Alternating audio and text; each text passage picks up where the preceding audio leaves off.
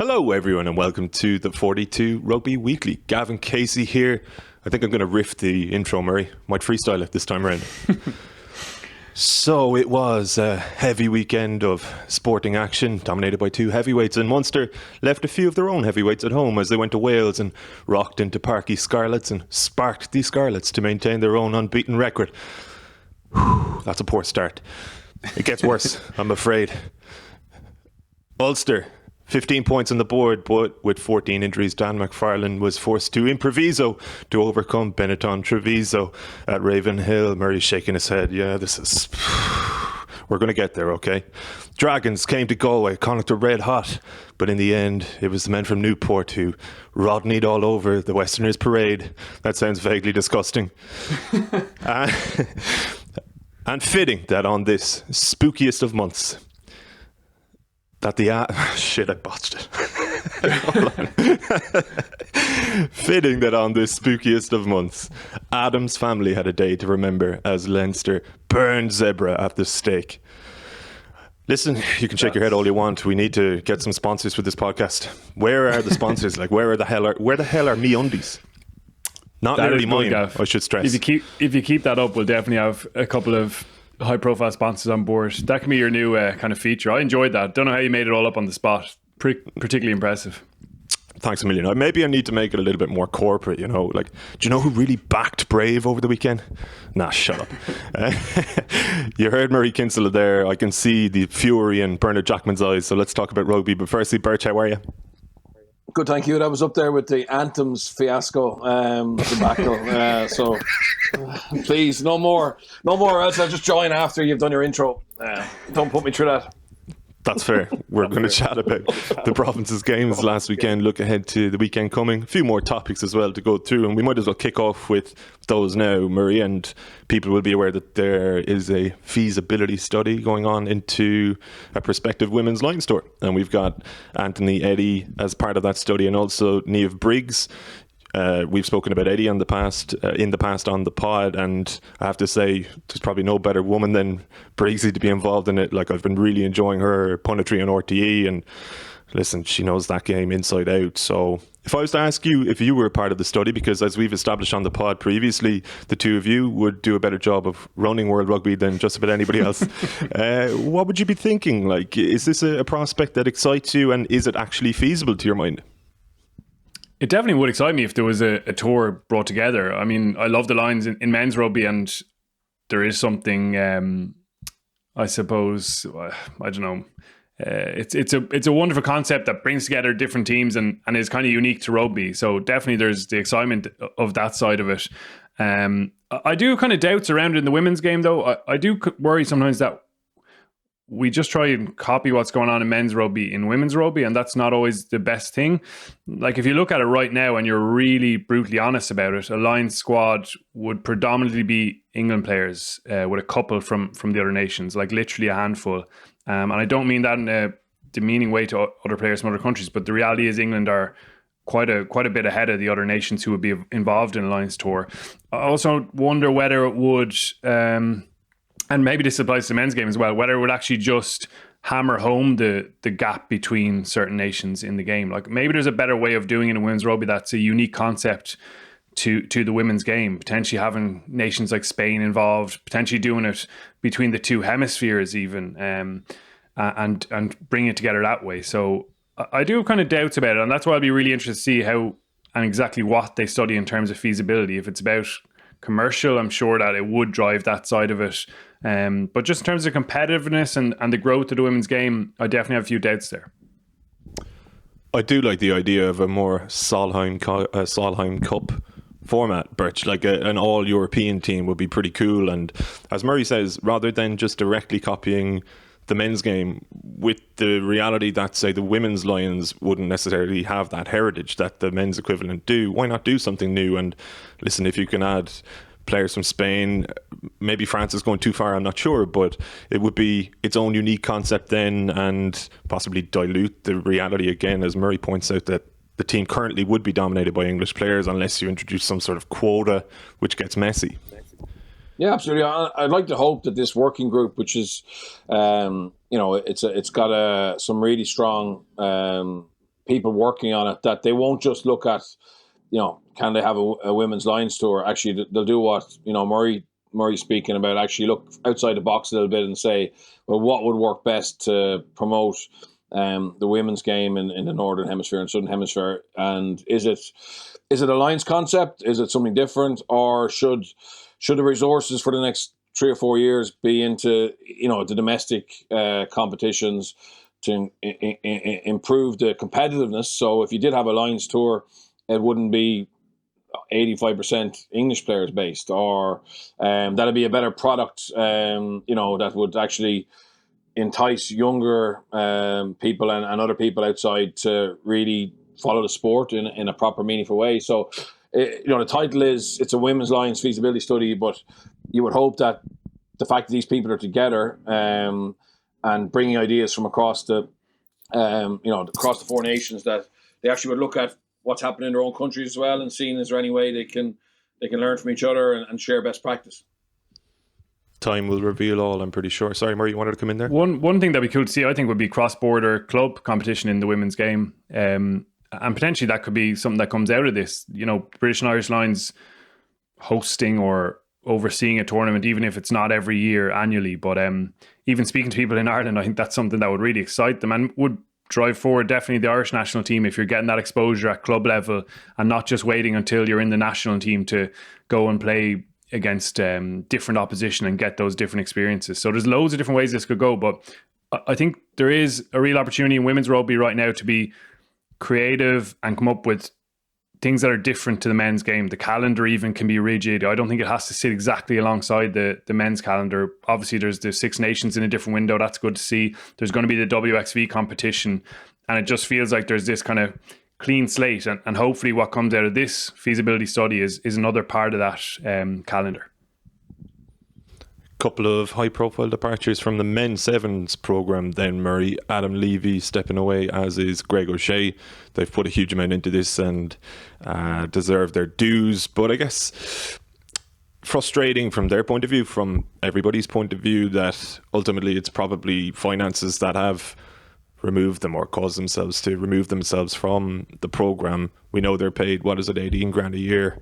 And listen, they're both men in their mid-20s. Like, it's not enough to survive, and probably not worth the dedication required, unfortunately, in this instance. Yeah, I mean, firstly, congrats to them on their brilliant careers. They were part of a really cool and unique journey with the Ireland men's sevens team. They didn't get the finishing point they wanted in terms of the performances at the Olympics, but they are Olympians, and that's an incredible achievement and something very unique from rugby. But this is the reality of it. I mean, speaking to guys over the last couple of years, they'd always flagged this, that it wasn't a viable long-term career option. As you say, they're 26 years old, so relatively young in terms of rugby, but 18k salary for the sheer level of commitment it requires. You're a full professional. I mean, that's what the contracts are termed as in the RFU.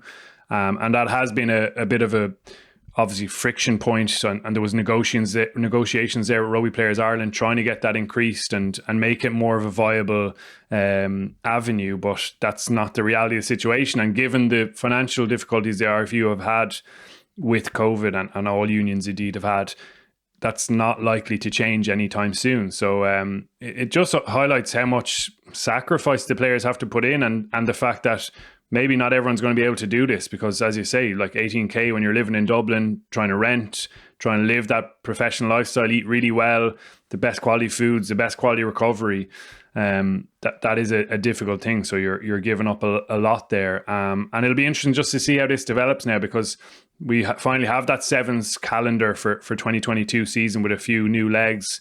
But it has been a bit of an upheaval around sevens. Even in GB, you saw, in UK rather, you saw funding withdrawn and then restored, and there's a bit of uncertainty around the whole code, I suppose. So a big year ahead for it, and fascinating to see what happens in Ireland with guys making that decision, whether they can actually do that for a year or two and put that into the programme, or it's more of those academy players who are coming across. And there's a whole range of issues there with those guys as well. I mean, we know for a fact some of them have felt frustrated being pulled away from 15s at times. So there's a whole lot of issues there. But I suppose a tribute to those guys who put in so much effort for their country and achieved loads and have loads to be proud of. Well, on the topic of academy contracts, Birch, you wrote a brilliant piece in the Sunday Independent over the weekend, and it addressed what you perceive to be a conservatism within Irish rugby towards granting players full-time academy contracts or full academy contracts, survival of the richest being the general theme. I believe a few people crawled out of the woodwork and accused you of peddling an agenda, which of course you were.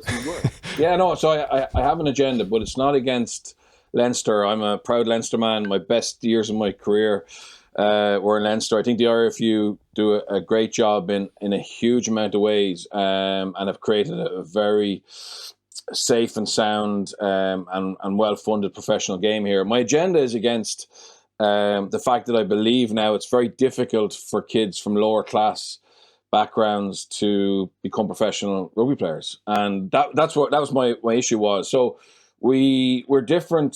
So my agenda is that. No, it's nothing else. It's not against Baghdad if you or anything like that. I just wanted to point out a lot of people maybe don't realise, or maybe they're so focused on supporting their team that they don't care how kids are produced. But we are an outlier against the rest of the world in how we contract the best young talent. And my argument would be that if you can give the best young talent a contract at 18, it's a leveler playing field because, thankfully most kids get to stay in school till they're 18. After that, in lower class families, they tend to have to fend for themselves a little bit more so than middle class or upper class kids. And maybe I'm wrong on that, but that would be certainly my perception. And I just think it's very hard for a kid now to wait who isn't from a middle class family, or maybe doesn't live in Dublin. So we know the cost of rent in Dublin is very expensive. So it's even got worse than it was 3 or 4 years ago. To be able to survive for 2 years until they're 20, which is when Leinster in particular are making their decision. That's my argument. I mean, if we look at Wales, where I've been, and I understand, and I know it's a different model, but I don't think we should just be happy that we get most of our kids from private schools and the odd youth player.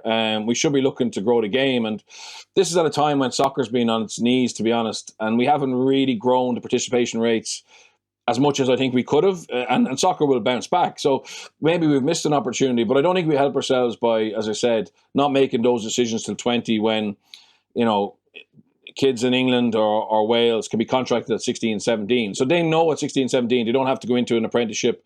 They don't have to go into a call centre. They can actually stay in the pathway with a little bit of money to try and become professionals. And I don't know if I probably didn't explain it well. I'm not great on writing, but that was my point. And I think if you survival of the richest rather than survival of the fittest is how it is gone. And I know that's 90% of the demographic at the moment is kids who can afford to wait till they're 20. So from an IRFU point of view, it's a safer bet to make a decision at 20 because you can see how they've grown and how they developed at 19 and 20. But, for example, in Wales, Leon Brown, who's now an international tight head, Liam Williams, who was a scaffolder, Lee Halfpenny, they might not have survived till they're 20. And I know, Sia Khaleesi, I know it's a very extreme example, but, he relied on a scholarship and then obviously an academy contract to get where he's got. And you could say there's no Sia Khaleesi's in Ireland, whatever, and that's fine. But I wonder, can the next Trevor Brennan come true? Can the next Keith Earls come true? With the way it's being ran at the moment, and and maybe it's only one or two we're missing out on. The example of Bertie Newman that went to Bristol, like Bristol just have that facility where they're contracting at 17, so it fitted into what he wants. You know what I mean? And I'm not saying Leinster are going to lose loads of players. That wasn't my point. They might lose a couple, but my point was, is it really working on improving the diversity or the opportunities for everyone? And it's not that we have to do anything different. Literally everyone else makes a decision at 17, 18. And why do they make those decisions? And I don't think it's all down to the fact that they know they can keep those guys till 20. I think they just know that if you're stopping a guy going to university, or you're stopping him going to an apprenticeship or a job, you need to reward them. And that was my point. But look, it's good that people are thinking about it and debating. And, I do have an agenda, but I'd like to be clear on what my agenda was. It was to try and point out that it doesn't really help those kids who don't have the funding to stay in the fight. That's my point. Okay. Hopefully it's clear now. Ah, yeah, typical media. Welcome. Murray, what are your thoughts on it? Overall, just what Birch was saying there, and I guess the fact that maybe once upon a time it was a little bit more fit for purpose, but now it might feel that little bit outdated. And actually, I think that is partially because the cost of living in Ireland has gone up, particularly in Dublin. Rent is obviously insane. Anybody who's been there or has friends there or lives there knows that. Yeah, it's a really wide-ranging issue, and I wonder what the perfect system is. Like, I know we're joking about us running World Rugby. I don't know the answer to that. I think a lot of thought would have to go into that, and I can understand why in many ways they are if you were happy with what they're doing. We've definitely spoken about the need to diversify. That's a really good word. The input of players into the game, and it is really difficult. Even if you're in the academy, you're only getting a couple of grand really a season. I think it went up to 8 at one stage, and it's gone back down a little bit from there. Sub academy players, obviously, like, that's a really tough position to be in, as Birch pointed out in the article, because you're training just as hard, if not harder, in many cases, as those academy guys, without any of the kind of similar financial reward there, and that's not a reward for the academy players really. It's enough to get by and help along, but you do need some support from elsewhere. I mean, that's part of sport really, and I'm trying to think of other, like athletics, even Olympians chasing their goals and their dreams will have to make a lot of sacrifices and get support from a lot of different sources to actually go and do that, and you give up so much and you actually struggle financially, I think, in a lot of cases there to chase that dream. It's probably part of sport which isn't in the limelight, but is a really difficult part of it. So I can see totally Bernard's point, but I wonder what the better system is that, say you start contracting a couple of those 18-year-olds, they go on to good deals. The other 18-year-olds then want some of those deals, and your 20-year-olds who are on a smaller deal than that are then pushing for more. And as we said, the financial squeeze in the game is quite severe at the moment. So honestly, I don't really have an answer for it. I think it's definitely right to flag it as an issue. And it again, maybe it raises the point of Irish players being based abroad and kind of outside the system then. And, if you're happy enough for younger guys to go away and learn their rugby in different clubs, then maybe you have to open the door a little bit more for them to be involved even in underage national teams and beyond that. So there's lots in it, and I think you could spend days debating it. Yeah, Murray, I totally understand what you're saying, but I would also say that a lot of those Olympic athletes or Olympic hopefuls, they get scholarships to university, which gives them the education. So they use their sporting prowess to get good education, whether that's in the States, etc. And I don't think it's a massive cost. What I'm saying is actually, if they give Leinster or whatever, or Munster, Ulster, Connacht, give out 5 first-year academy contracts a year, they do it at 18, right? And the rest of the kids go and play for UCD, Trinity, Lansdowne, Clontarf, Belleville. Just look at Leinster example, and they play Macquarie Cup and they play under 20s, and they embrace club rugby, they embrace university rugby fully, and that is their platform to get into the Irish under 20s, right? So it's not saying you've given up your dream, but the Irish under 20s is basically where you can show that they made a poor decision with those academy kids at 18. But what I think that what it'll do is it'll allow those kids to have part-time jobs. It'll allow those kids still play rugby, be embraced by the club or university rugby, and I think it'll actually help them play for longer. It'll drive the competition level, because some of those sub-academy kids are now being pulled from that under-20s competition, right? So, which means that the kids who are playing the under-20s competition have less of a chance of playing for Irish under-20s. So we've just messed around with it. It's not about money. It's not a huge money cost, because the cost of keeping a sub-academy and keeping 30 players in a holding pen and all the staff that goes into that is actually significant in itself. So, the money thing is bullshit. It's just actually allow them keep guys. They make decisions later, which in fairness should improve your chance of being accurate.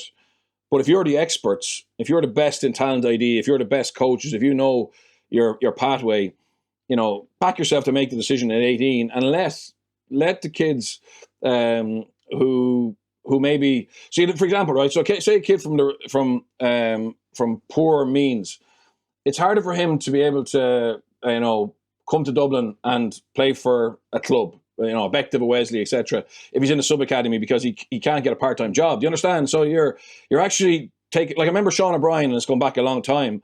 Like Sean was asking Collie McEntee, for jobs around the place in Leinster. So when I was a senior contract player, Sean was a sub academy player, and he was doing the ice baths, for us to make a few extra quid. He stayed in my house, when he some nights a week to save him on travel because he couldn't afford the rent in Dublin. Now Sean stayed in the fight, and he's had a great career.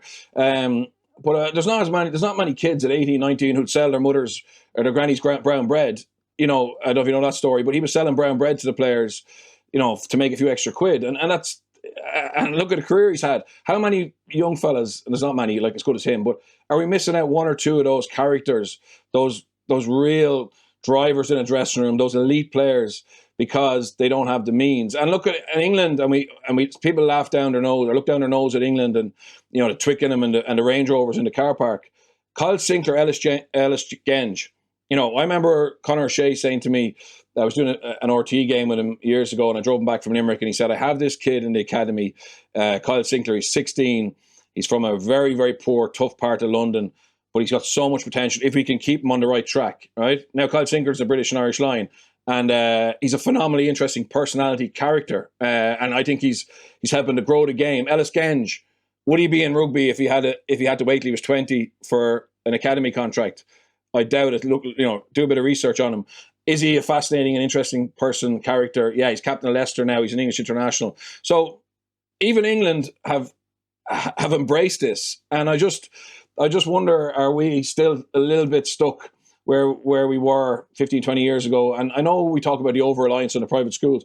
The private schools are doing a great job, and that should be that should be congratulated. But are we doing enough outside of that?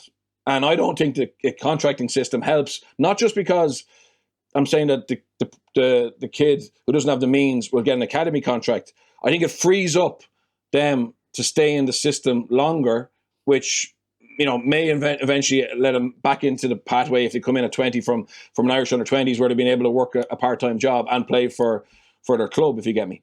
And it kind of probably relates to another issue we've discussed, which is that the bottleneck is so tight in terms of just having 4 teams. You've spoken about it in terms of maybe loan moves for younger guys, Birch before. Like, they're great examples from England where you have a much bigger number of clubs, so there's more scope for guys to go. Like, think of the numbers of players coming through academy systems and underage systems in each of those clubs, whereas in Ireland we literally have 4 provinces and that's it. So there's a whole range of issues there in terms of opening more avenues for guys and it being less of a bottleneck maybe getting through.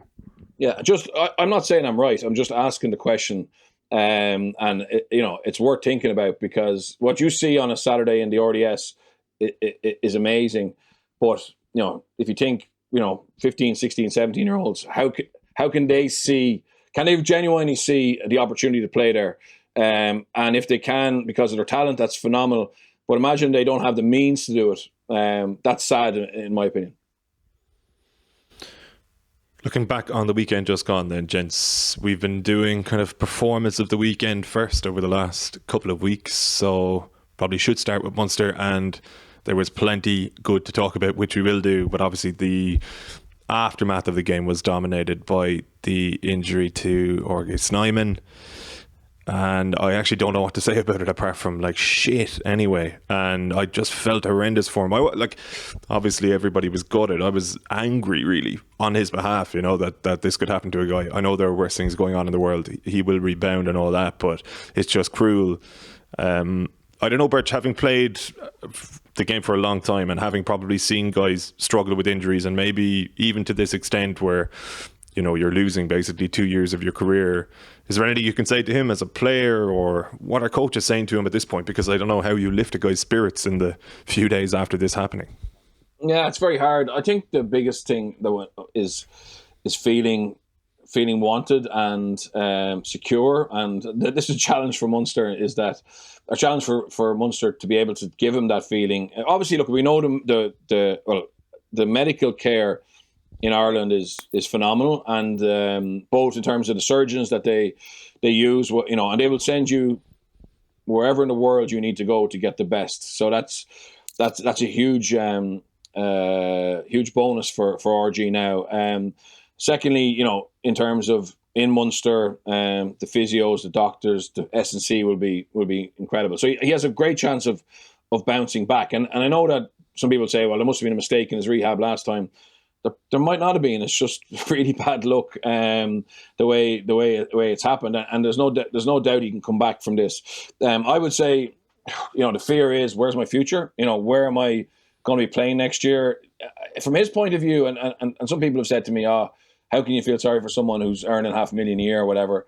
To be honest, players want to play. They want to play. They want to do what they came here to do. If you're an outsider, or if you're from Munster, you want to represent your province, and you want to be part of the team on a weekly basis. And that's going to be the hard thing for him. The money thing, in terms of his salary now, he doesn't have the worries of his salary for the next 12 months, but it's the fact that he can't get out in that field, having waited a year and helped Munster win games. And it's that feeling of uselessness that you have when you're injured. You actually kind of feel like you're in the way around the place a little bit, and that's why they tend to try and have the injured players in at different times a little bit, so you don't overlap and they become a group within a group. But the reality is, he'll be in a group of probably 10 or 15 players, or 10 or 12 players for the next 12 months, and everyone else in that group will leave. And new people will come in, and he'll still be there. He'll be like the daddy of it, and he's done that for the last year as well. So I would love to see Munster try and re-sign him, to be honest. And I know that's going to be very difficult, but I think that if they could make him an offer, over the next month or two, based on obviously medical advice being that he will get back, because obviously we don't know the nature of this scan, and we know it's a re-rupture, but we don't know if there's any other damage. But I would love to see them try and keep him, and because the market for second rows is so hot. Every single club that I speak to is looking for a player like him. Obviously, most of them wouldn't have the money to get him, but that's the profile everyone's looking for. So there's no doubt that he will find, if Munster don't tie him down by December, he'll have signed somewhere else, and he will be on a big package. And I just think it would be a shame to have invested in him for 2 years. The word is he's phenomenally popular in the dressing room. He is one of the best locks in the world. I'd love to see him on a maybe, if money's tight, on a smaller retainer with bigger match fees and bonuses, so he can get to where he wants. And I'd love to think that he would have the loyalty to sign up and stay. And even though it's been a frustrating 2 years, who knows how good year 3 and year 4 could be? So that would be my thing, that Munster could show if they could do it. And again, it's not just Johan's decision, etc., and he's a foreign player, and he's potentially blocking, Tom Ahern, Finian Wycherley, etc. I understand there's lots of permutations, but I think from a human side, and to show that Irish clubs, is a safe place to go for a foreigner, it would be a good move. How do you anticipate that contractual situation playing out, Murray? Because I'd accept as well, even for people listening at home, it can almost be, or it can almost feel crass to talk about a guy's future when he's just taken this blow, and just on a personal level for him, things are already tough, and the uncertainty is probably equally tough, or partly tough as well. But at the same time, this is a business, and as much as Johan van Graan wants to retain him based on what he's saying, and I'd imagine as much as Snyman himself would like to stay, even if it was for a year, just to get the sense of playing for Munster properly, because he's had that little taste of adulation and seemed to enjoy it, and as Bernard says, seems really popular around the place. Ultimately though, it is more of an executive decision, and I'm wondering, maybe because of his injury profile, even though there will be medical assessments and evidence provided to make a case to re-sign him, that maybe the decision would be made to just park it and just accept that by pure chance, by almost the wrong kind of divine intervention, it didn't work out. I think it's a situation of waiting and seeing. As Bernard says, you've got to get a real clarity around the injury and the recovery and the chances of full return to what he's capable of. Because if that is the case, then it's incredibly tempting to keep him on board. I hope they do, because I think there'll be massive reward if he can get back. And we know that physiologically, like, it is possible to get back even from a re-rupture. There are a number of examples in sport, maybe not as many in rugby, but it is possible to do it. And he's turning 27 in January, so he's not exactly ancient. You know, there's so much good rugby left in him if he can get back from this one. So I think they'll probably wait and see how that unfolds. There's obviously the situation of the private investment, which is part of his salary. Munster went out and got that, and there's a generous benefactor there that would probably feature in any negotiations and trying to get that towards that salary that he has been on for the 2 years. Damien Dialende is obviously out of contract as well, and I do think it'll be a real battle to hold on to him. Like, he's just such an incredibly effective presence in midfield. Obviously, we saw him against the All Blacks recently, showing that he's one of the best in the world, so that he'll be in hot demand as well. If he does leave, if Munster aren't able to hang on to him, well, then that, for me, increases the importance of keeping a player like Snyman, who is, as Bernard said, he's one of the best locks in the world. He's a really unique player. He can change your game, as we saw was going to be the case until that deeply unfortunate moment where he comes down from the restart. So I think they'll definitely get that clarity around the injury. But from my point of view, the payoff for being loyal to him and understanding that he can get back to where he was before would be huge. And I think that'll be from his side as well. You know, if he gets back on the pitch in a Munster colour with a new, whatever it is, maybe a 1 year plus 1 year contract, or as Bernard says, staggered in terms of payment towards actually being on the pitch, I think he'd have such a motivation to repay that, because, you know, he's 54 minutes isn't on the pitch, but there's a real bond there, like a real strong bond between him and fans already, and definitely the players around him. There's such growth for him in the squad. There's such goodwill towards him getting back, and that's not just about him as a player. He has really, I suppose, impressed everyone through a tough time with the first ACL, of how positive he's been. He has actually been a good influence on people that are younger than him and in the same position as him. So he has become real part of the furniture, albeit not playing much on the pitch at all. So I think there's lots of reasons there, as long as that rehab is going well, to recontract him. In better news for Munster then, Birch, they kind of did a Leinster in a way, because in advance of the game, when Van Graan named his team, you kind of thought, all right, he's sending over what's ostensibly an A team, like a BNI Cup team almost.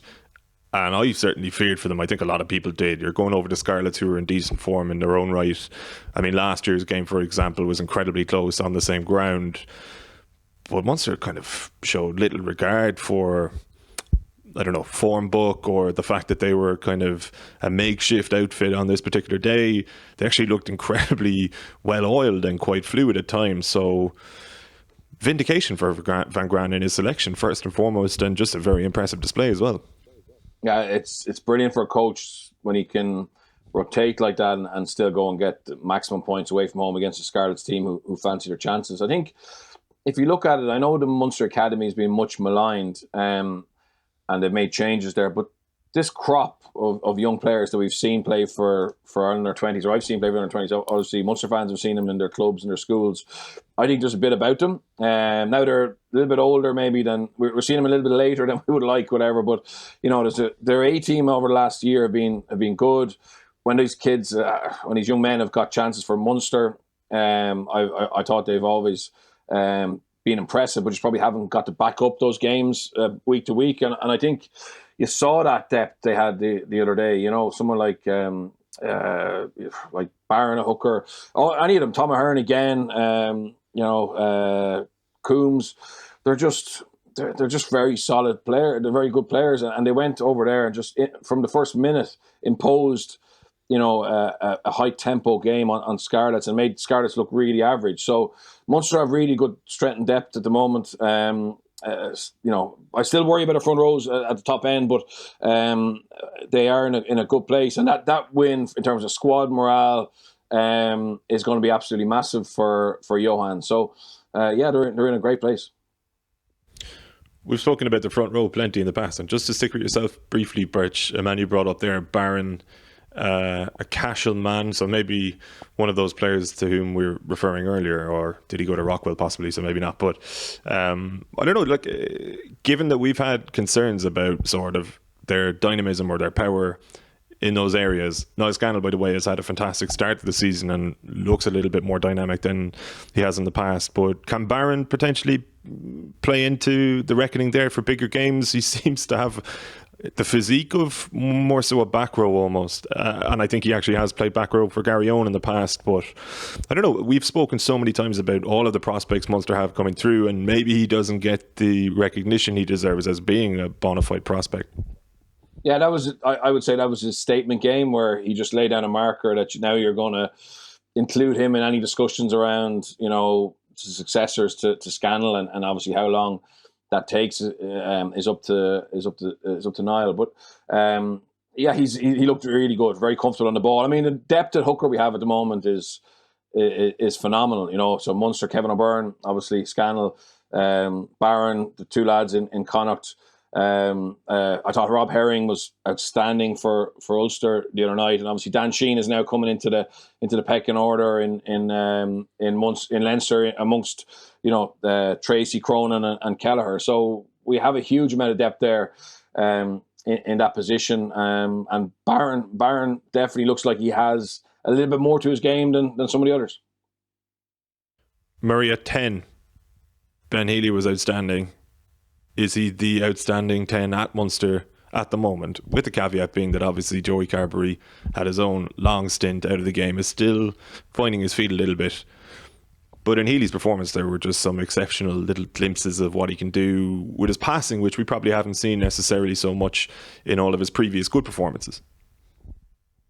Yeah, really impressive. The one for Calvin Nash's try in the first half in particular was just superbly weighted, just right over the fingertips of Steph Evans on the edge.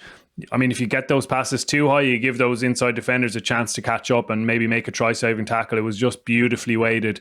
And there were a couple of more of them. Obviously, he had the 50-22 kick earlier on. Really clever play from Munster and showed the power and the accuracy of his right boot. He's place kicking well early this season. I think he's at 83%, whereas Carbery, who's had a few tough efforts, is down around 55%. And yeah, Healy looks really confident. He looks like he's ready to really challenge. I don't think Carbery has got back to where we all know he can get to, and even beyond that, we feel he can get to. He has a big ceiling in his game. He's had errors early on this season, a couple of restarts out on the full. Obviously, his tackle count hasn't been spectacular. Both of them actually are down around 50% in terms of their tackle completion, and Healy's given away a couple of penalties at defensive rucks where he's just not been able to roll away. I think that'll be a little work on for him. He did make errors even last weekend. You know, there was one kick out on the full, obviously giving away that penalty, and he's definitely still learning. But it is a real positive for Munster to have him applying some pressure. And Jack Crowley only got a stint off the bench as well, but you'd hope to see a lot more of him. Like, definitely there's a bit of pressure on Carbery now, but I really think he's a player who's worth continuing to back. You know, let's not forget he's an Ireland international. He's helped Ireland beat the All Blacks, helped into a Grand Slam. He's been outstanding at times for Munster. I think of that 2019 match against Gloucester away from home where he showed the full array of his abilities. And yes, he probably hasn't got back there since the injury, but it really can take a while to get back to the rhythm of it and get your confidence back. To me, he doesn't look assertive and confident on the pitch as much as he could be. Even around his tackling, I think there's just a little bit of hesitancy or a little doubt there. He's not quite getting his feet close enough to the tackle and really completing that wrap with his arms. Little details like that. But there are glimpses as well, even in the Stormers match, you know, where he straightens up the line, beats a bit of line speed, plays a nice little pass on the inside. But yeah, you're absolutely right to pose the question, because it certainly is more of a debate than it was when Ben Healy's slamming over penalties from 50 metres and beyond, when he's eking every metre out of a line kick. And then on top of that, really showing progression in the area of the game where maybe you questioned whether he could live to Joey's standard. We know Carbery can pass, he's really creative presence, and you maybe felt that wasn't Healy's kind of, natural's the wrong word, but the strength of his game, and clearly he's worked on it. He's challenging himself, he's pushing that extra pass, and and he looks more creative all of a sudden. So that's a really positive place to be in. At the back of my mind, it's always nagging there. It's always nagging that I think Joey Carbery could be a really good fullback, honestly. And I know we've spoken about that a number of times, and Stuart Lancaster felt that in Leinster as well. So it would be fascinating to see them maybe have a little glimpse of that. But I do think they'll be rewarded for continuing to back Joey Carbery, and I think there's a lot more to come from him in his rugby career. So it is going to be a nice little battle there at 10. Just I'd like to come in on that.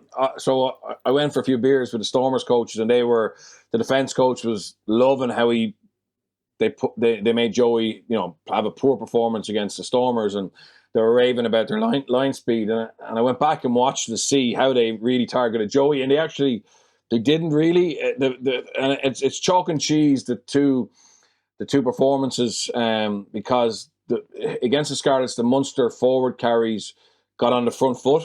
So in fairness to Ben Healy, he had an armchair ride. Okay, and now against the Stormers, it wasn't like shooters or massive line speed that really affected Joey. It was the fact they were getting knocked behind the gain line, and the ball he was playing off a little bit. That spooked him more than anything else. So I think that we need to see how Ben can handle, his flatness, his depth, his kicking game, his passing game, when his forwards are getting knocked over behind the gain line, because that's what happened against the Stormers. And I actually felt sorry for Joey, and he did get a little bit lost at times and things like that. And he stopped being connected at the back of a forward pod because you felt he knew they weren't going to get any momentum. So he was trying to think about the next phase. Where you watch the Scarlets game again, and I was wondering how Hugh Hogan was the contact skills coach in Leinster, and then he's now the defence coach in the Scarlets, and I wasn't sure how, because the Welsh love a rush defence, and that's what Sean Edwards brought in and led to great success. That's what Getting Jenkins has now re-implemented after he took over from Byron Haywood. So at their core, the Scarlets have been an up and out team with Byron Haywood, and since he left. And it looks like the Scarlets under Hugh are going to be an up and out and a kind of passive defence. And it just gave Ben Healy so much, and Cronin at 9. They had so much time. So that's not likely to happen every week. And I think Ben Healy has been phenomenally impressive.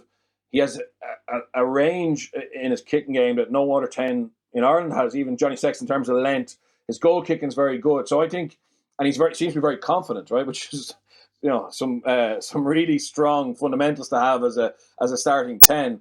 But I think if Munster want to develop how they want to play, I think Joey deserves more time. But if Munster are going to be a team that, play 10-man rugby and be very direct, then I think there's no question Ben Healy has to come into the picture. And in European games or away from home, etc., being able to play territory, being able to win penalties at the breakdown, win penalties from your line-out maul and kick them from 50 metres can often get you through to the next round of European Cup. So I think they've got a lovely balance between both of them. But then obviously Jack Crowley as this, rough diamond that we all want to see develop. But I would take the criticism of Joey. I'd hold on criticism of Joey until I see him, with decent ball on the front foot. And then obviously I think that will help him find his way a little bit better. In the Sharks game at the start of the season, the very first game, I think he only had maybe 5 touches on the ball, Carbery. It was a really weird game. Obviously, like a large part of the first half was down in the Sharks 22. There was a long spell. And I was going back through the game looking for little clips and highlights, and you go, actually, he barely featured. Now, obviously, he can insert himself more into the game. I just think the rumours of his demise are a little bit exaggerated. And without, again, trying to talk him down, because it's been great to see Healy, I think the talk of him pushing Johnny Sexton for Ireland is a little bit early as well. It is a great place for him to be in. It is great for Joey to feel a bit of pressure. And I think there's responsibility on him to be really assertive on the pitch and really grab hold of it. But it is still early days. Oh, it sure is. I wasn't even aware of rumours of Carbery's demise, to be honest, and I wasn't talking about ostracising one and giving the jersey for life to another. Really just talking about who would you pick at 10 this weekend when Munster play Connacht, and that's who we're going to talk about next. Such a deflating feeling to this game given the high that they were on, Murray, after the victory against the Bulls. And I thought it was interesting that some of the players, and Andy Friend especially, kept highlighting the lack of energy that they were able to produce in this defeat to the Dragons in Galway. And it's hard to sort of look beyond the feeling that it was just complacency, really. If you were on the absolute high of a life after a brilliant performance in your home ground the week before, and if you train well all week, as Friend said they did, and yet you just can't produce it, maybe you just couldn't really get up for a game against a team who haven't beaten you in, 4 or more years. It is really deflating, especially because it's not a huge shock either. Like, it's up and down constantly over the last few years, and all the kind of concerns we highlighted the first couple of weeks of the pod were present again. It is going to be up and down. That's the reality of it when you're, as Bernard's highlighted, like trying to punch above your weight in terms of financial might and resources and all of that. And it's so hard to hit a real peak every weekend. Like, that's the issue here, is that when Connacht get those big wins, they're playing a 9 or 10 out of 10 performance. And when they go back closer to the mean or the average, they will lose games and they won't get those results. So it's thoroughly dispiriting. A lot of it is in their own hands. There's so much in this game where opportunities for the Dragons come from simple Connacht errors. That's the kind of theme in it. They gave away possession while they had attacking opportunities so many times, and that led directly to Dragon scores. The other side of it is the Dragons were really good. I think that is a massive part of it as well. And maybe Connacht did underestimate that a little bit, but that's 2 really good performances from the Dragons in a row, and they were thoroughly deserving of their win. Unfortunately, I think this is the reality for Connacht again this season, that it's going to be up and down, that they're not going to be able to hit those peaks every single weekend. But I think there's a real onus to get it right. Dragons at home, again, I'm not trying to talk the Dragons down or underestimate what they can bring, but that is absolutely a fixture you have to win, because they're the ones at the end of the season that you reflect on and go, how do we let that opportunity slip? That's why we're not in the top 8 or whatever the goal might be. So, a real back down to earth moment for Connacht. And now a tough couple of weekends away to Munster, then Ulster to come as well. So it's a tough finish to this block for them. It sure is, and we do need to pay the Dragons their dues as well, Bernard, which we will do. They've done, they've had a solid start to the season. Probably last week when they came close to beating Leinster, we were obsessed with Leinster's errors and what Leinster did wrong. I'm sure we did allude to the fact that the Dragons actually defended well as well, but this time we saw kind of a different side to them, a more complete side to them, if you like, and it was just a really impressive performance, the likes of which we just haven't seen from them in Ireland or even at home against the provinces in recent years. Yeah, they've been building really nicely. They managed to beat, I think, they've beaten all other regions over the last 18 months, which had been a long time coming. They developed some really good young homegrown players, the likes of the centre and Iron Owen, Tane Basham, Ollie Griffiths was already there. They're phenomenal. They're actually a really good back 5 now, in terms of, guys like Harrison Keddy, Ollie Griffiths, Aaron Wainwright, Tane Basham, Will Rowlands, young Ben Carson, the lock has come through, was in the Welsh squad. And then Jonah Holmes is on fire in the wing, and they have this guy, Jordan Williams, who, if you haven't heard of him, and the first you saw him was last weekend, look him up on YouTube. He's the George Best of rugby, just a gifted kid, really quiet, shy. I signed him back from Bristol. He played for Scarlets as a youngster. Not overly fond of defending, has problems with both his shoulders, but when he has the ball, he can make things happen. Jordan Williams, and he just gave them that little spark, the little chip over the top, which they've lacked. Well, they lacked against Leinster. They had no real creativity against Leinster. It was a very dogged and pragmatic performance. But when he plays, he can make things happen. And Jamie Roberts is to come back in as well. They've got good halfbacks: Roger Williams, Sam Davies. So they're not whipping boys anymore, and it's good for the league that they've been able to come out on a very bad week for the Welsh regions, where the other 3 failed to get wins at home. They came over here and got a great win for them and deserved it, in fairness. One of the other things that I suppose is disappointing for Connacht and has maybe been an issue is, like, it was kind of a nice afternoon for the Dragons, wasn't it? that is not what you want an opposition coming to your house experiencing, And I think Connacht have to have that real nasty edge at all times. Again, their best performances, they have an unbelievable aggression and doggedness. And I just wonder why that dips away and whether that needs to be a key part of their identity as well. Because they focus on fast, relentless, adaptable, but I think Connacht at their best need to be really nasty as well and have that edge and make it a really shitty place to come, even when it's not pissing down rain sideways in Galway, because you've got to have massive respect for your own patch as well. I think Friend identified that immediately in the aftermath, Bernard, as well, when he's talking about the energy thing. Like, it just felt flat. And, you mentioned Ben Healy having a bit of an armchair ride. It almost felt like that for the Dragons, as Murray says. It seemed like they were enjoying themselves, able to express themselves. Had a lovely weekend away in Galway, and in fairness now, when I'm saying I think it's complacency, I mean, who the hell am I to even make a claim like that? But I do feel as though, even subconsciously, if the Dragons are coming to your patch, back of your mind, you're probably thinking that should be a win. And maybe, like, compared to the energy you had to exert against the Bulls to win, you weren't able to recreate it against the Dragons, Yeah, it certainly looked like that, and that would be a killer if it is, because that's what they're give out about other teams not respecting them. So if they want to have respect, they got to be consistent week in, week out. And last year, they managed to win in Leinster, Munster and Ulster for the first time, which is incredibly difficult to do. But some of their other performances at home and some of their performances on the road just lacked that you wouldn't believe it was the same team, to be honest. The team that, and that's going to be really hard for them for the coaches to fix. But when they get that right, when they get that level of consistency right, they have a chance of being, in Europe next year. I think it's going to be incredibly tough for them, the way the format is. But that result at the end of the season could be the one that they really rue in terms of having blown an opportunity open. To lose at home and to give Dragons, the bonus point or not, is just really, really poor from their point of view. It's credit to the Dragons, but they got to win those types of games.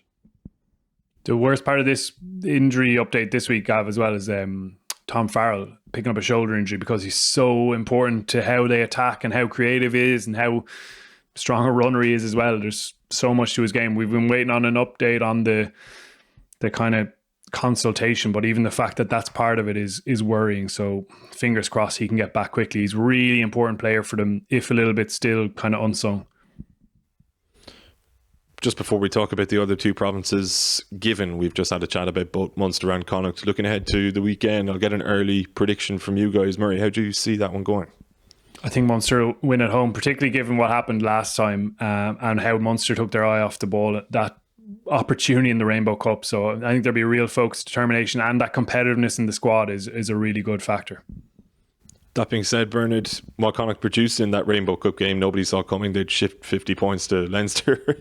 And this would be vintage, quintessential Connacht if they went to Thomond and turned Munster over. So how do you see it going? It'd actually nearly be embarrassing for them to actually go and win in Munster, having been poor last week. But no, I think there'll be a backlash from Connacht.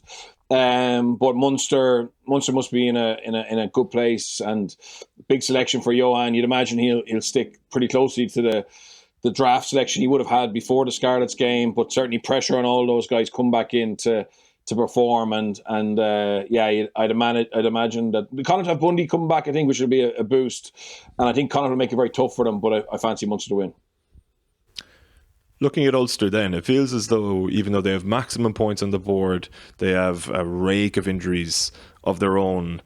They haven't even nearly hit their stride, which is a good thing, Bernard, in the sense that, like, I'm not sure Dan McFarlane, given the personnel that's been available to them, could have asked a great deal more of his team over the last 3 weekends, and yet there feels as though there should be another gear for them to go up to, or even a couple more gears when things get a little bit hairy in bigger games. This was a significant test of their credentials, as we outlined last week, against an informed, confident Benetton team. They beat them pretty comprehensively. It wasn't the greatest game to watch, but it was job done, and a job pretty well done in the end. Yeah, I thought they were comfortable. I totally agree with you. It's weird. They've got 3 bonus points. but you still don't feel they're in top gear. And in fairness, the fact that he's had so many injuries has probably, forced his hand a little bit. They're in a good place. Ravenhill on a Friday night is special. It's a hard place to go, and I never felt, I was up there, I never felt they were going to lose it, but some youngsters coming through again. I thought Dave McCann was very good at 8. Doak obviously is getting a lot of limelight and looks very comfortable and very mature in that position. They're going to be a good side. I don't think they're a million miles away. I think Vermeulen would be a huge boost for them to come in, and whenever he comes in December, get guys back from injury. They've got a lot of speed on the edges.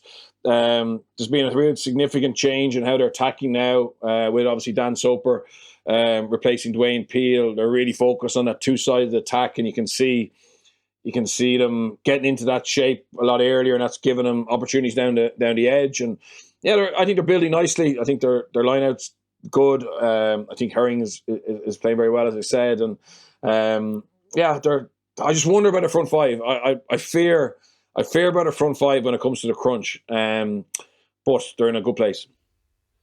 One of those front five to whom you allude there, Rob Herring, Murray, 200 cap over the weekend, and for a guy who came over on what he described as almost a 7-month trial, and it was a 2-year contract, but with the little caveat or clause that if it wasn't working out for both parties, he could return to South Africa. I think he had begun to study third level at that stage, and he was a little bit unsure. He hadn't been to Belfast before, didn't know how it was going to go. And 9 years later, 200 appearances, Ireland international, has raised a family in Belfast. That's worked out for all parties pretty nicely, hasn't it? Yeah, absolutely brilliant, and such a consistent performer. I can't really remember him having bad games, to be honest, for Ulster. Certainly his set piece stuff is always nailed on. Loves them all try. Really combative around the pitch. He has a jackal threat as well. Always has been able to make turnovers or influence the game that way, and just does a really good job across the board without being a particularly flashy guy. He's obviously not the biggest, most explosive front row forward in the world, but always really excellent performer. And you've seen that even with Ireland, with the calls consistently for Ronan Keller to get that starting berth. And of course, that's going to be part of the progression for Ireland, I do believe, and it may happen sooner rather than later, but Herring has been deserving of holding onto his jersey for lots of those big games, and has delivered around the set piece, and his consistency and his very low error rate, which is a massive thing at the top level of rugby, because often errors are the things that decide games. So yeah, wonderful career, and definitely still plenty more left in him. He won't be giving up that Ireland battle at hooker easily at all. So an excellent player. Different kind of challenge in Belfast tomorrow, Birch. The Lions coming over to face Ulster. They're on the back of coming pretty close against Glasgow last weekend. How do you see that one going? They got robbed by a TMO try that wasn't. They've been good. They got to win. The easiest fixture out there at Zebra at round 1, and. They'll go to Ulster obviously with nothing to lose. I think, from what I understand, their objective is to get a bonus point for 4 tries in every game away from home, and obviously they feel if they can score 20, 24, 26 points, they'll have a chance of winning if their defence can be a little bit more resolute. So probably going to throw it around for sure. Have a lot of pace, power, in a good place in terms of being competitive on this trip. But Ulster will win. I don't see Ulster slipping up there. But it promised to be a good game. I think it's Ulster want to play from deep in their own half. The Lions do, and that opens up opportunities when two teams want to play. So I'm looking forward. I'm actually up there. I think Murray is as well. So I'm looking forward to tomorrow night. It has the feeling of an 80-pointer, Murray. I absolutely love that ideology of just wanting to score a 4-try bonus point in every away game. Sure, feck it, why not? That's going to be a lot of fun. Do you share Bernard's view that it should be, in the end, a comprehensive win for Ulster, or do you fancy it being a little bit closer? Yeah, I think it'll be really good to see a very comprehensive and complete Ulster performance after all the promising signs, but little bits of gains have got away from them. And just to say on Nathan Doak, like, he's such an exciting prospect. I know you had in your notes beforehand about, should he be involved with Ireland this autumn? I think so. I actually really do think so, because there's no overlap with league games that he could be getting, additional experience with Ulster. What's to be lost by having him in the Ireland camp? I think it's really clear, and has been even before he's had this run of games, to be honest, based on speaking to people in the pipeline, the system, that his potential is really elite. He's a guy who could feature in the 2023 World Cup, absolutely. So I don't see what's to be lost by bringing him into the environment, get him up to speed. If he handles it well, you never know, even in that third Argentina game, potentially cap him. He definitely looks like a really special player. And I think in Ireland, we're always hesitant and cautious. And sometimes there's no need when it's really clear that a guy has the head for it and the desire for it, and also the skill set for it. So I think he's one that we should absolutely be excited about. Yes, there are going to be setbacks and there's going to be poor performances and mistakes. And obviously it's a pity there's no European rugby before the autumn test to let him have that experience. But he's a really exciting player for Irish rugby. I'd love to see it happen this autumn. It kind of feels like an inevitability that it will happen, Bernard, in the sense that we were speaking about it after, 2-3 games where he has impressed. And if he continues to impress, there's almost no case to be made for him not being involved in autumn, is there? No, I think you should bring him in for, even if he's just in as one of those development players to be around the camp. Look at it, I've seen him since he was about 16. He has an aura about him. He has that Ruan Pinar type time and never looks rattled, but competitive side to him as well. I'd say he's a nightmare to play against, but he believes in himself, and he's getting such a nice introduction. I know he got his first game last year, but with Cooney being injured, he's been instrumental in a lot of the good things that Ulster have done. And I know Dan will try and keep the hype down about him, which is natural, but I think his performances, every time he plays at the moment, he's making people stand up and take notice. And I do think Andy Farrell, should include him in November. Not saying he should start or any of that, but definitely include him and see how he makes that next level up.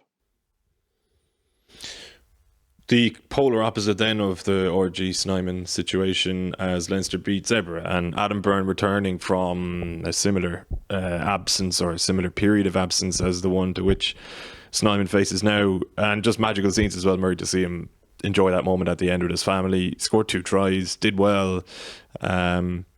Games against Zebra are difficult to make sound interesting in a way when we're speaking about any of the provinces playing against them, so this is where I'm starting, and good vibes all around, really. Yeah, wonderfully happy occasion for Adam Byrne, and he did really well. I thought he's athletically always been brilliant, but he looks even stronger and more powerful and sharper, and took his couple of tries really well, linking with Johnny Sexton on a couple of occasions, and a few other lovely touches, even one breaking out of his 22 and showing that ambition. But just on a human level, you have to be so happy for the guy, and it's clear that everyone was. His family have helped him through an unbelievably tough period of nearly 2 years this time out of the game, and he's obviously had injury issues before that as well. A guy who played for Leinster at the age of 18, was the youngest player ever when Joe Schmidt gave him a chance against Connacht many years ago, and he's been stunted and slowed by injuries, has played for Ireland, so he's been up to that peak, but there's a hell of a lot more to come from him, and he's it's hard not to be just delighted for the guy. He was emotional, I know, on the day, and just loved the experience of it. He never played when fans were away, he didn't have that experience. He was laughing with his teammates, so all he knows is coming back, and his family are all there, and it's all fun and games. So that was lovely to see. Obviously brilliant to see Johnny Sexton come off the bench and just again underline how physically and mentally sharp he is at the moment. Obviously, as you say, it's Zebra, and I think they will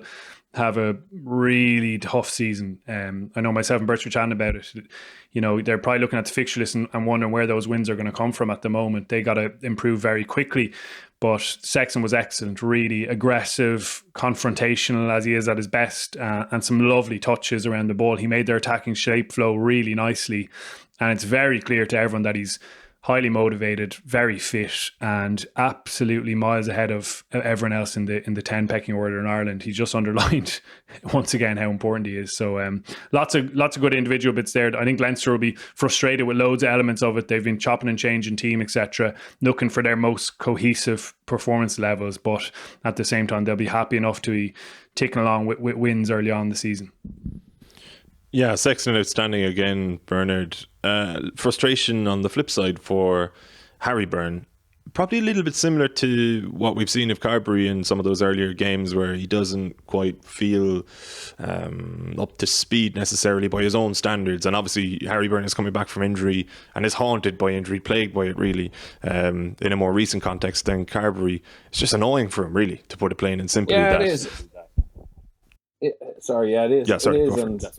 And sometimes young players get those injuries, more regularly than the senior pro who's built up that level of robustness. He's still quite a slight, physical specimen, and the 10 channel. It's no coincidence that Joey and Ben Healy are lower down in the tackle stats, because that's the easiest place to go after, off set piece, and it's very hard to protect or hide a 10 anymore. So he's coming in for a bit of punishment, and yeah, just unfortunate. But look, we know he's talented.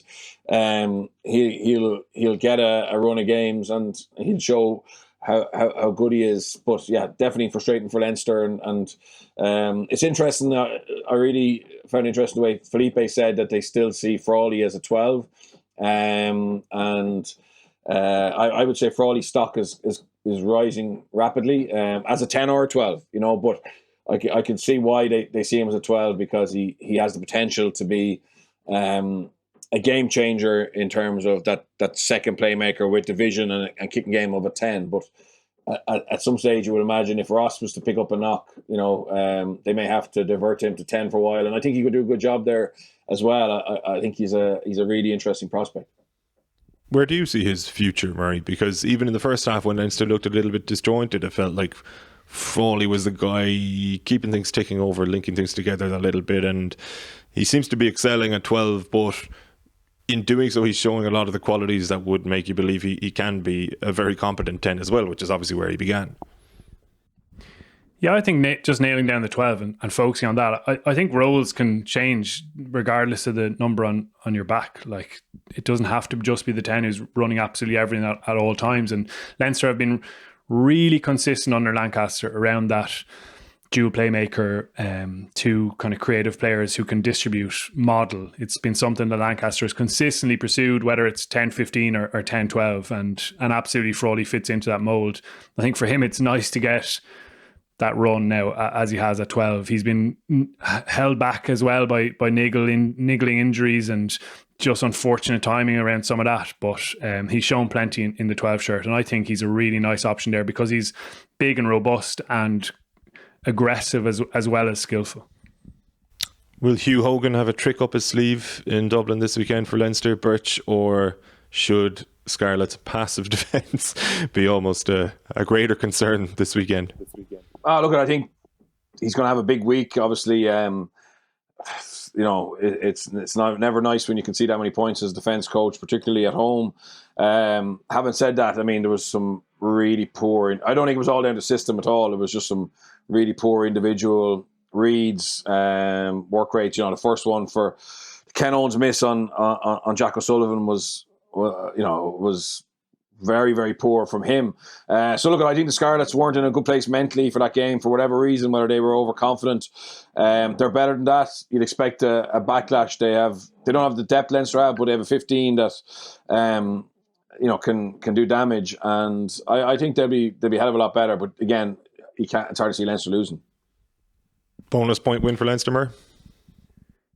Yeah, I think we'll definitely see their best performance. I was actually talking to Hugh Hogan this week and hopefully get a piece out this evening on the 42, and there was definitely an element to that. Like, we all looked at the Munster team and thought, oh geez, Scarlets are going to be real confident about winning that, and that probably was the case. So many changes, it can kind of disrupt your mental prep a little bit. And it was fascinating to hear him talking about like scouting and prepping for Leinster, where he's literally just left only a couple of months ago. Like, the challenge for him is condensing all of it into something that's digestible for his players, because obviously he could sit down for 5 hours and present about Leinster and what they do, but the players' attention span lasts, what, Birch, is it 2 or 3 minutes these days, and you got to be really concise. At most. So it'll be fascinating to see what he does. I'm really interested just to see what picture they throw at Leinster defensively and how he tries to disrupt the things he knows so well. But listen, Leinster's absolute strength, quality at home, you'll have to back them to get a good win at home. Well, for the handful of you at home who've made it an hour and 9 minutes into this podcast, then let's run through a couple of the other games this weekend. And obviously, Murray, the South Africans seem to be finding form or finding their feet in this competition now. There's actually a lovely looking fixture here between the Dragons and the Stormers, which is tomorrow night, Friday night, as we record. As in the game takes place on Friday night. We record on a Thursday. And Dragons will be confident. Stormers just look naturally confident. How do you see that one going? Yeah, that was the best part of last weekend, wasn't it? The improved performances across the board. Bulls, an incredible second half performance. Stormers were really frustrated to draw in Edinburgh, and the Sharks, via some of their class drop goal stuff, had a brilliant win in Ospreys as well. You'd hope to see that tour kind of block that they've had 4 weeks end on a high here now, and they back up last weekend's performances. They've improved in some really kind of key areas across the weeks. The penalty count is the obvious one. Like the very first weekend, they were all struggling and talking about interpretations. They've definitely got a better grip on that, and you saw the penalty count come down. They've been better in terms of things like exiting their own defensive territory, whether that's kick or run, but actually getting out and getting into good positions on the pitch. They're winning more gain line, using some of those powerful players that we know they have in more ideal circumstances. And then even their line out, like you can see that there's more scouting going on. They're getting obviously more familiar with how teams are operating, getting more footage obviously and digging into it. And they've had a better return there as well. They still aren't really converting as much as they'd like in the 22, because they've had lots of opportunities, but you look at the metrics there and they're kind of down in that area of the game. But loads of positive signs about them making a kind of short-term improvement, and I'd be enthused to see a couple more good results or very strong performances from them this weekend. You are kind of the mutual friend in this equation, Bernard. Dragons against Stormers. Any word from Dobbo and the lads this week? How do you see that one going? Yeah, they're hopeful. I actually think Stormers will win. I think they'll. I think it'll be a great game, but I think that's the challenge for the Dragons now is to do a Connacht on it and back up. A win with a win, and I like the way the Stormers are shaping up, and I think Dragons struggle with that power that the Stormers have. So it should be a really interesting game. The pitch is in great nick there. The Stormers want to play. Just on Murray's point about the South Africans having adapted to the refereeing, I think it's a bit of both. I think they had such good footage and such good ref mic evidence to go back to the referees after 2 rounds that the referees were aware of maybe a unemployed bias, and they're getting fair play. Even the communication to the South Africans, some of the referees knew their names. It was phenomenal stuff in round 3. So it wasn't just that they actually learned the rules. They improved some of their pictures, and the referees were aware that it was like Derby Day to Curragh, how much riding they were doing on the South African team. So it's a bit of both, to be honest. They've all done a Razzie, basically, is what you're saying. Yeah, no, they have. Yeah, they have done a Razzie without going on YouTube, but it works. It works. Yeah, it works. Of course, it does when it's obvious. Let's run through a couple of these fixtures before we wrap, and we'll keep it very brief. Zebra at home to Glasgow Warriors. Can Zebra get a win there, Bernard? No, they won't. Okay. I think Zebra won't get a win for a long time. Maybe sometime after Christmas. Murray, Benetton at home to Ospreys. Do Benetton bounce back in this one? Yeah, I think they do. I think they're in a nice place. They have had a pretty consistent performance level. They've got a really good squad now, actually. Some competition across the board. Some really good young Italian players as well. So I back them to bounce back at home. 2 more to go. Edinburgh at home to the Bulls. Birch? Edinburgh, yeah. I think I know they had a draw at the weekend against Stormers, but I think Edinburgh in a good place with a happy squad, and I think they'll win. And finally, Murray, this is on at 25-8 on Saturday night. Cardiff Rugby against the Sharks. Yeah, I think Cardiff will get back to something more like what we saw the first weekend. I know we were complimenting them against Connacht, and they were very disappointing in that second half last weekend. So go for a home win again there. Nice. Thank you both, gents. Cheers, Gav. Thanks to everybody at home as well. If you want extra rugby podcasts, Murray records with Owen Toolan, a brilliant performance analyst, on Mondays, and that podcast lands into your podcast player, I should stress, on Mondays for the 42 members. It's members.the42.ie. If you sign up there, you also get the latest episode of The Football Family, which came out this week. Paul Dollery, Gav Cooney and David Snade talking about Ireland's 4-0 victory over Qatar. Loads more things as well. Extra podcasts, a whole archive of them. The Bylines project. Just go to members.the42.ie. You'll get all the information and you can make a call on it then. It's a €5 a month or €42 for the year. And obviously, if you do sign up, you're supporting our independent sports journalism as well. So we do appreciate all of you who have done so far. Enjoy all of the rugby over the weekend. Murray will be back on Monday, as I say, for members, and the three of us will be back in the regular slot next Thursday. So until then, mind yourselves and take it easy.